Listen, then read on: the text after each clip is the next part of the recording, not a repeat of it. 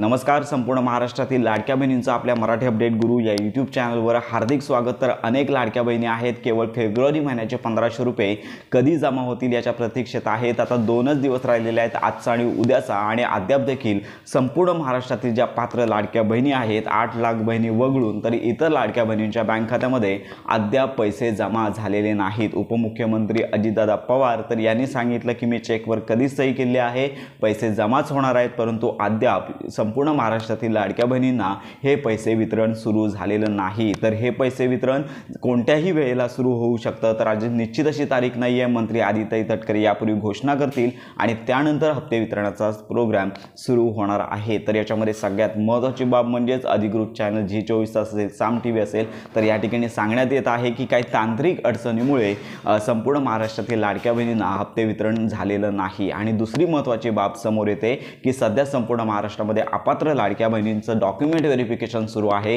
त्यामुळे याकरता वेळ लागणार आहे. त्यामुळे येथे मार्च महिन्यामध्ये हा हप्ता वितरित होणार आहे असं सांगण्यात येत आहे. परंतु लक्षात घ्या, या दोन्ही गोष्टींबाबत कोणतेही अधिकृत तथ्य नाही आहे, केवळ न्यूजमध्ये सांगण्यात आले आहे. त्यामुळे मंत्री आदित्य तटकरे या संदर्भात घोषणा करतील आणि त्यानंतरच जो फेब्रुवारी महिन्याचा जो 1500 रुपयांचा हप्ता आहे तो आधार संलग्न बँक खात्यामध्ये पात्र लाडक्या बहिणींच्या बँक खात्यामध्ये जमा होणार आहे. तर हा हप्ता कोणत्याही क्षणी जमा होऊ शकतो.